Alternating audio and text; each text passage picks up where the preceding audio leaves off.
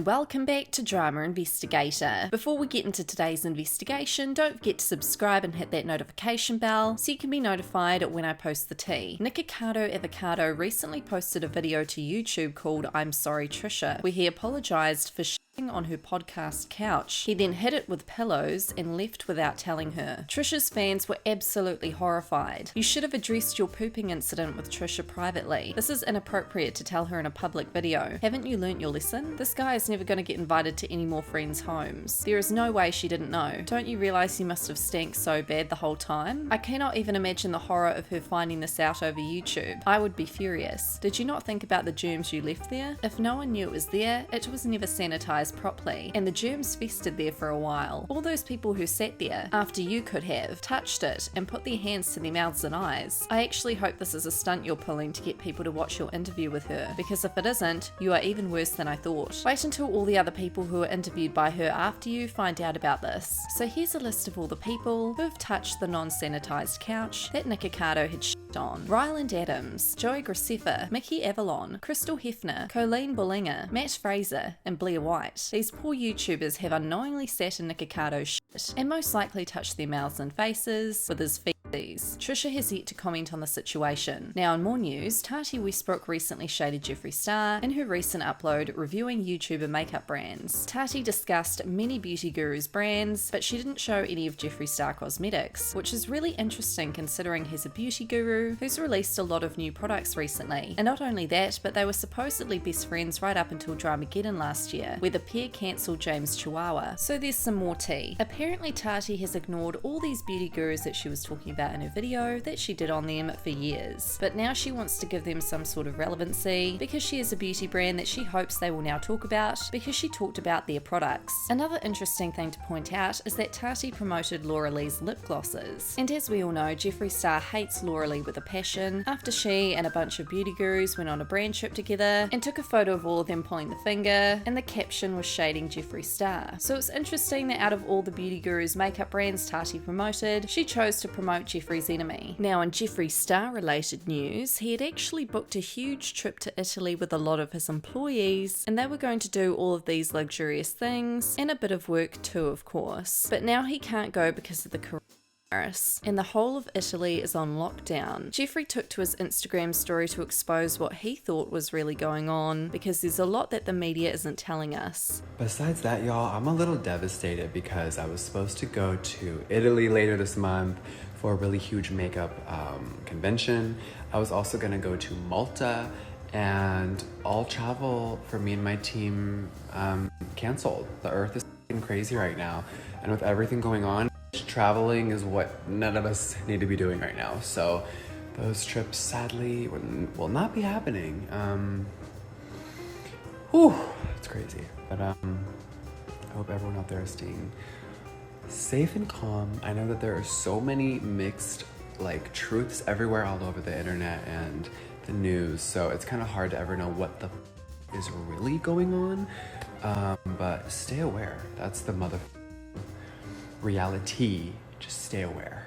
In more news, Madison Beer recently opened up about something really scary that had happened to her when she was younger. And more importantly, she opened up about this on International Women's Day. Her story was very empowering and she received worldwide support. She had posted to Twitter, "Happy International Women's Day. This feels really good. I know there are some very significant things happening in the world right now that are very frightening, so my intention with this message is not in any way to distract from them, but I do want to talk today on International Women's Day on the subject of shaming woman. When I was around 14 and exploring my body and sexuality, I sent very private Snapchats of my body to a boy I really liked at the time. I sent these at 14, thinking I could trust the boy as we had known each other for years and had shared feelings for one another, but of course he shared it with all of his friends. Eventually that video was sent and shared by everyone, it felt like, in the entire world. I'd walk into restaurants and be stared at and whispered about. I was told people were ashamed to be working or even friends with me. These videos were even shown to my parents, grandparents and significant people, executives and artists artist in the music business. It eventually surfaced online. I was distraught and ashamed. This was a traumatizing experience that has instilled intense trust issues in me that I'm still working on to this day. This week on my 21st birthday, I got calls from a few people close to me saying that another video from 2013, sent to the same boy 7 years ago, was being sent around once again. If only I could express the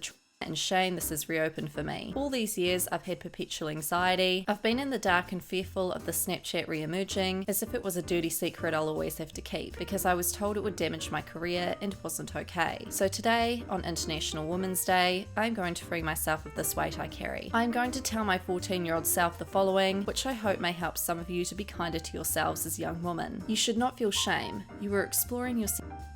You were learning. You should not feel like you did something wrong. Shame on those who betrayed your trust, and shame on those who shamed you. Throughout this journey, I've learned an extremely valuable lesson, and by talking about this openly, I can finally free myself of the fear and shame that has followed me for the past 7 years. Now I can begin to move closer towards being the young woman I want to be. Own your mistakes as a young woman, learning about the world. Don't let them define you. Don't let them keep you in fear. Stay safe. To all the people reading this happy International Women's Day. Love always, Madison21. Still learning. She then tweeted, being vulnerable online is extremely hard and scary for me, but you guys have made me feel so comfortable and welcomed. Thank you for the response on my recent. I hope in the future as I start sharing more of my personal experiences and struggles, they can help to heal some people including me. What are your thoughts on this? Let me know in the comments. Lastly in today's news, Acacia Brinley, now known as Acacia Kersey, was huge back in the day when YouTube was at its prime. She hung out with the Gen X pen crowd, JC Kalen, Ricky Dillon, all that crew. She dated Sam Portoff. Acacia is now happily married with 2 daughters, but there's been some drama that's resurfaced recently of her saying racial slurs.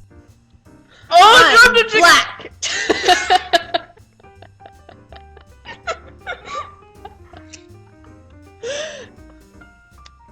Just kidding. I wish I was black. I pray to Jesus Christ every... KFC. I pray to Jesus Christ every night before synagogue. What? And I'm like, can I please be black? I will give you my llama, my Kool-Aid.